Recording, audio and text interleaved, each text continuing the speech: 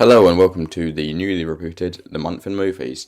Hopefully this time I'm going to get through films a lot quicker. So without further ado, first up we have the first film of the month, which was a very good start, How to Train Your Dragon 3, or How to Train Your Dragon Hidden World or Kingdom. I very much loved this film. It's obviously the final chapter in the How to Train Your Dragon trilogy.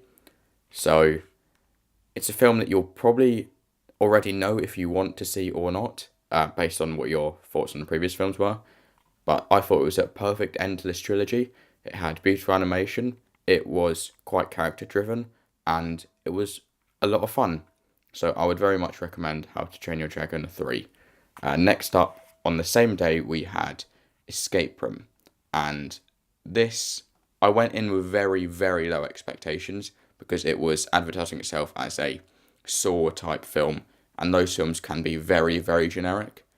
And whilst the film isn't overly original, it doesn't feel like an exact replica of the Saw do you want to play a game type model. It is along the same lines. You can definitely lump these films together, but it's not exactly the same. The performances were very mediocre. Logan Miller's in it, who I do quite like. He was probably the most engaging character out of them.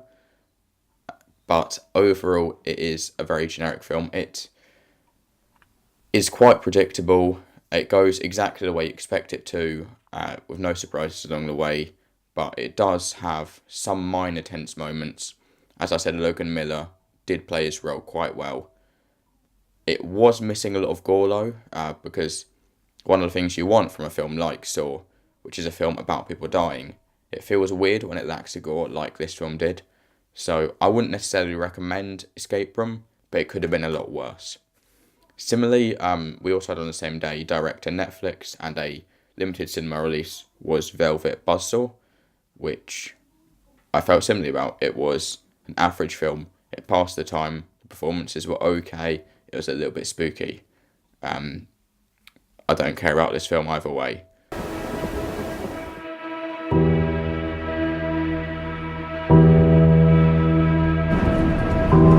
이종수.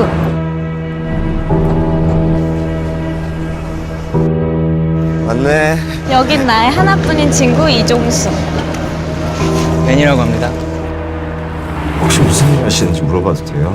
간단히 말하면 그냥 노는 거예요. Another film that came out on the 1st of February, which I absolutely loved, was Burning. And Burning is a South Korean film. It's a mystery thriller. And I don't think it's good to go in knowing too much just because it is a mystery. But I loved it and I can't recommend it enough. The performances were great. The narrative was engaging. And the cinematography was beautiful. There is one sequence especially, and anybody who has seen the film knows straight away what I'm talking about. It's this poster here. That is a beautiful scene.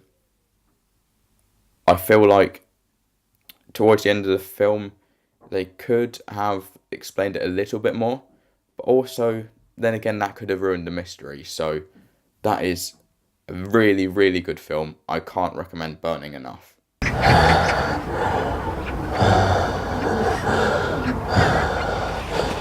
Next up, we had Alita Battle Angel, which is the Robert Rodriguez directed and James Cameron written and produced live-action adaptation of the Gundam manga. And it's very average. The visuals are spectacular, being initially a James Cameron project. It has a lot of money put into it, and it looks beautiful. The CG is great. It looks lifelike, and the action is okay. Robert Rodriguez is a director I'm quite fond of, but he does have his lower moments. This one sits towards the middle. It's not quite as creative and fun as From Dusk Till Dawn. But because this is based on an existing concept, you can sort of see why he had to fit within those boundaries. The film does have a very disappointing ending, or lack of ending. It feels like about 20 minutes were cut off the end of the film, which is disappointing. We'll have to see a sequel to see how I feel about that. But overall, it passed the time. Visuals were great, but not a lot else. Does it bother you that I'm not completely human? You are the most human person I have ever met. We then had The Lego Movie 2, which is another kids movie where you probably know going in how you're going to feel about it. It is very, very similar to The Lego Movie, being a direct sequel, picking up exactly where the first one left off. And it gets the job done. It's watchable. It has some moments of humour. But the humour does feel familiar. A lot of the jokes are either repeated from the previous film, other films, or earlier scenes in the exact same film. Like there is one joke, obviously I won't ruin it, but there is one joke that did make me laugh the first time. And then they repeat it another 2 times. That's the same joke 3 times in the movie. It does feel a little bit messier in the writing department, and it's incredibly obvious that Will Ferrell did not go on set during the live action scenes. So it's not a particularly good film, but it could have been worse. On the same day, we had If Beale Street Could Talk, which I absolutely loved. It got a limited release on the 8th, and then had a wider release on Valentine's Day, because it is a romance movie. It is directed by Barry Jenkins, who did Moonlight, which, of course, is a brilliant film. And this one I might even like just slightly more. It is a drama. It does discuss race relations, and it also talks about the power of love. I absolutely adored the way it described and portrayed love. It can be a little bit on the nose sometimes because it's based on a book, and it does have scenes of narration where the main character is describing love. So for some people that might be a little bit off-putting, but I absolutely loved it. I think it nailed exactly what love is. The performances in the film were great, the cinematography was beautiful, and the story was engaging. So far, that is my favourite film of the year. But it still is only February, so time will tell. But at the moment, I absolutely loved If Beale Street Could Talk. I can't recommend it enough. We also had on the same day a similar film about similar themes, Remastered, The 2 Killings of Sam Cooke.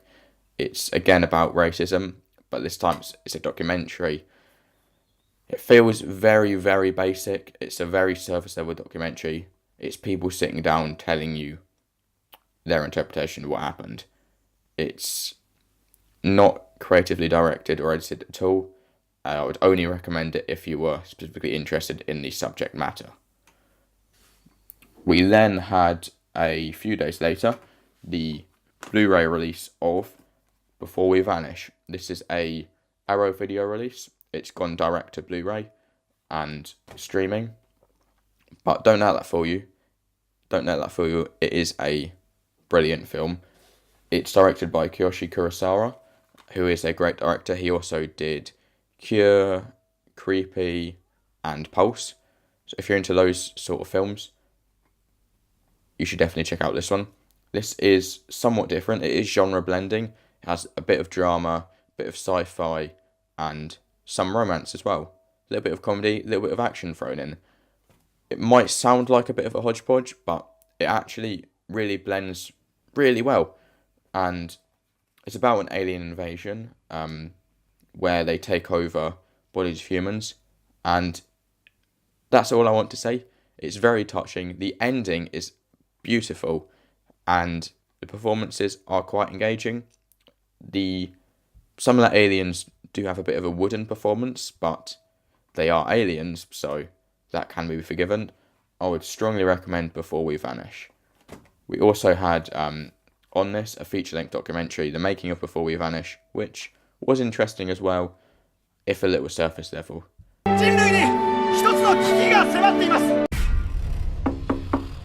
Dude, I am tripping right now. I feel like I've totally lived through this day already. Deja vu? Yes. Happy Death Day to You released a few days later, which is a follow-up to the film Happy Death Day, and it does tackle similar ground.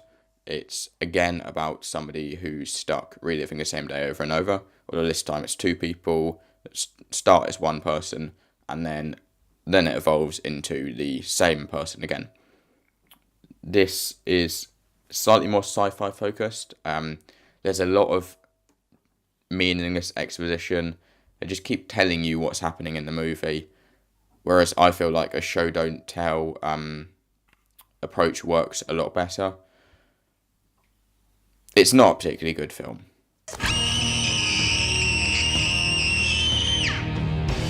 Lead us right there. Relax. Watch your feet, okay? Raise me. I didn't mean to. I'm so sorry. Okay? You give those to me. Give me. Ow. Calm down. Don't cry. I'll get it. Just stay there, Mom. Oh my God, you okay? God. Hold on. Oh. Lead us up. What are you doing? What? I'm trying to put it out. Catch up. The next day we had the atrocious Instant Family. It's uninspired, it was messily edited, and it's irritatingly loud. So it basically summarises everything wrong with American cinema. The characters would change their motivation from one scene to another. Plot threads just get dropped instantly as soon as the writers forget about it. And it's a very predictable film. I would summarise, if you wanted a movie poster, I would say, a movie poster quote, I would say, watch in awe as the scenes from the trailer play out in exact order with no surprises in between them. It's a pretty terrible film and it's not worth your time at all. It's not even good in a so bad it's good way. It's so bad, it's bad.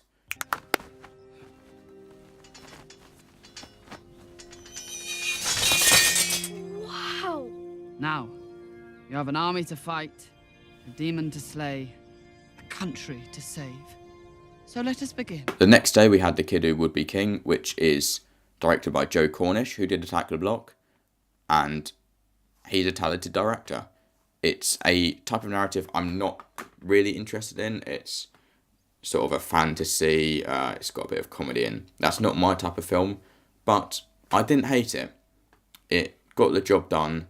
Kids are going to find it engaging. It's shot decently well. It's by Bill Pope, who is a good cinematographer, and it's got some moments of humour in.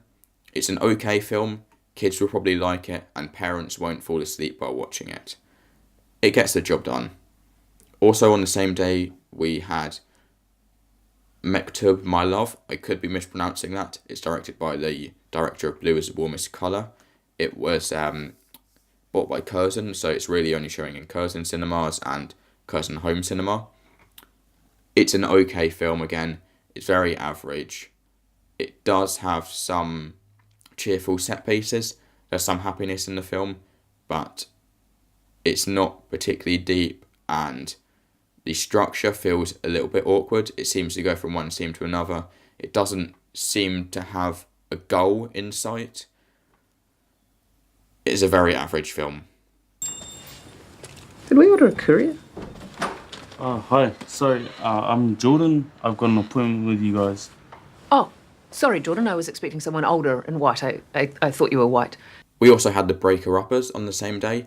This went direct to Netflix. It's a Kiwi comedy film. It's produced by Taika Waititi, who is great, and it has that similar style of humour. It's about two women who work as breaker-uppers. They break people up. So it's got some good comedy of the sort of situations they get into, but it also does have heart as well.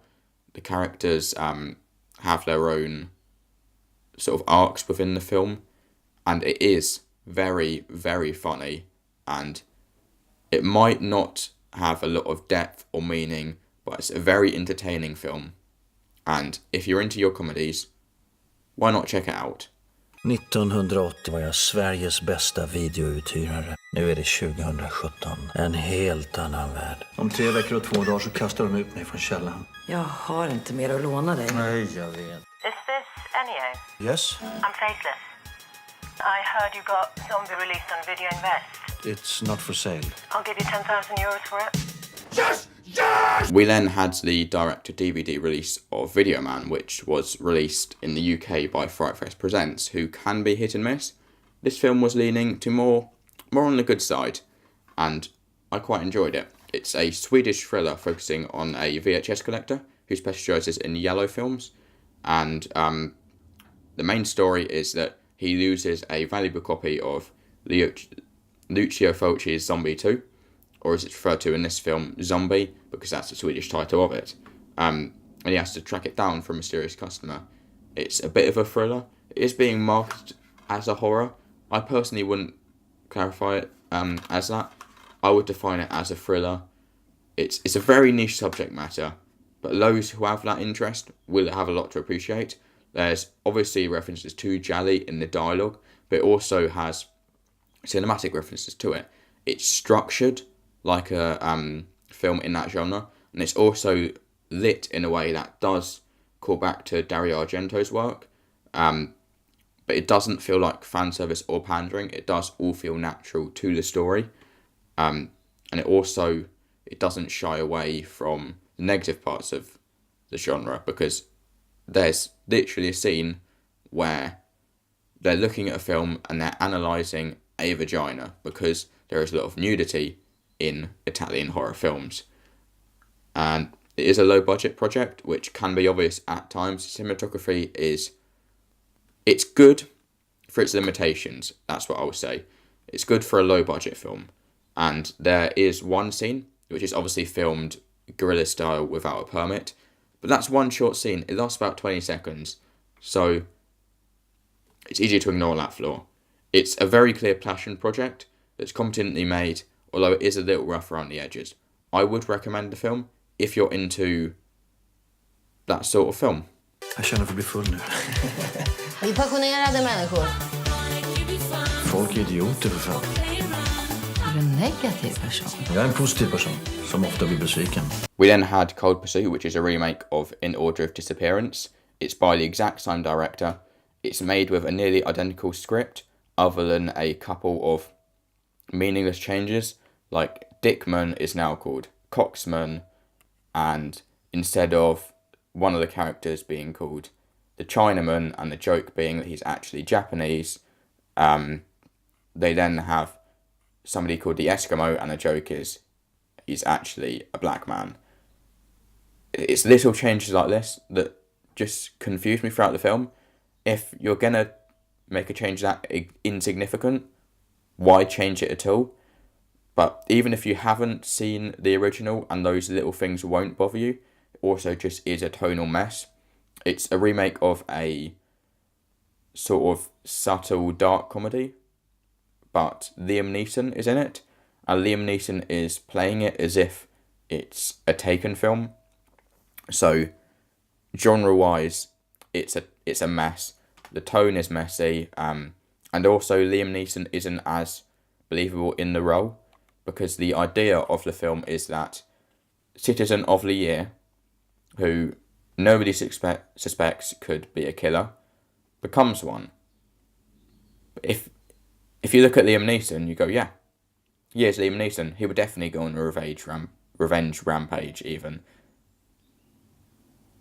It's not a particularly good film. It's not awful, but if you want to watch a film with that plot, just watch the original, because it's better. On the same day, we had a release of On the Basis of Sex, which is a biography film about Ruth Bader Ginsburg, who is one of the early female lawyers. It's about sexism. People keep joking about the title. Oh, is that about sexual intercourse? No, grow up. It's a decent film. It's competently acted, competently shot, competently edited. Everything about this film is competent. The lead actor performances from Felicity Jones and Armie Hammer, they're good. But the film doesn't do anything special to make it particularly memorable. The structure is a little flawed. There is a lot of jumping in time. But it's an okay film. You'll definitely be entertained while watching it. But by the end of the year, I won't remember a lot about it. It's a decent film. We also had the Netflix release of Paddleton on the same day, which is a sad comedy starring Ray Romano about a man whose neighbour is diagnosed with cancer, and it's a good character study. It's got some good jokes in, but again, it's not particularly memorable. I feel like by this time next month, when I make the March month in movies, I'll have forgotten Paddleton even existed. It passes the time, but it doesn't do a lot more. When I walked out, I saw Spike Lee and I was like, what? That's what you said? Yeah, I was like, he's Spike. That's great. We then had the Oscars a few days later, and I was somewhat disappointed with the choices that they made. I don't believe Bohemian Rhapsody was worthy of all those awards, especially not editing, because Bohemian Rhapsody is one of the worst edited films I've seen in the cinema. And Green Book winning Best Picture, that was a good film. But BlacKkKlansman, why did BlacKkKlansman not get more love? I think it's time for the Academy to get on the right side of history and stop praising very simplified, cleansed versions of reality. Bohemian Rhapsody is very cleansed against Freddie Mercury's real life. Green Book is a very cleansed version of racism. It's time for the Academy to face the truth. But yeah, sure, it was okay. Most of it I was happy with. Fighting With My Family came out on the 27th. This is a true story wrestling film, and it's produced and starring in a little role, Dwayne "The Rock" Johnson. It's quite a funny film. It's written and directed by Stephen Merchant, who is quite talented, and it is, obviously, because it's Stephen Merchant, quite a funny film. The characters are quite engaging. It's a very good character-driven comedy. A lot of people are going to be comparing it to Instant Family because it came out just slightly under 2 weeks later. But in terms of quality, Fighting With Family is a lot better. Fighting With Family is engaging, it's competently edited, it's well acted, and it has engaging characters. Fighting With Family is a film I would recommend. It's very funny. I have heard a couple complaints from wrestling fans that it's not entirely factually accurate, but I can't give a judgment on that because I'm not as into wrestling. I think I might be going crazy. I hit my head really hard and I woke up in this alternate universe. And now I have a gay sidekick who's setting gay rights back like 100 years. I love working the legs. Jesus! And guys looking me in the eyes. You're quite beguiling, aren't you? Are you feeling what I'm feeling? No! Oh my God. I think I'm trapped in a... My life's become a mother... romantic comedy! And it's PG-13! The month ended with a direct-to-Netflix film called Isn't It Romantic? This is a film directed by the same director of The Final Girls, and it does have some similar themes as that film. It stars Rebel Wilson and... what's his name? Adam Devine. Stars Rebel Wilson and Adam Devine, who are decent as their roles. They bring life to the comic characters they want to play. It is a homage / parody of the rom-com genre, much like The Final Girls was a homage and parody of the slasher genre. Both of them see characters entering a film world, and personally I felt The Final Girls was a better version of that story, because the problem with this film is that rom-coms have gone through a lot of phases over the years. So they're referencing stuff that happens in modern rom-coms, but they're also referencing stuff that has happened for years, like the gay best friend archetype. Whereas the slasher genre, really, it was only strongly popular for about a decade. Of course, there are still ones being made today, but the main ones you think about are the 80s films. So it's easier to parody that genre whereas the rom-com genre, it was a little bit confused as to where exactly it was meant to be targeting. But it was funny. It wasn't hilarious, but I had a few chuckles throughout. It's one of those films that gets the job done. If you think you're going to like it, you probably will. It's alright, you should watch it if you want to.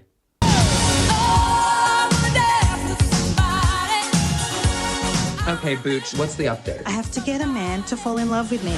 Boom, boom, boom, boom, boom, yeah! And that about wraps up the month of February. It was quite a positive month. There were lower moments, but overall I enjoyed it. Film of the month would have to go to If Beale Street Could Talk. There were close contenders. I absolutely loved Burning, and I really liked Before We Vanish, but it would have to go to If Beale Street Could Talk. As for March, the film slate isn't looking quite as good, but I'm really, really looking forward to Jordan Peele's Us. Jordan Peele directed Get Out, so I'm very much looking forward to seeing what he does next.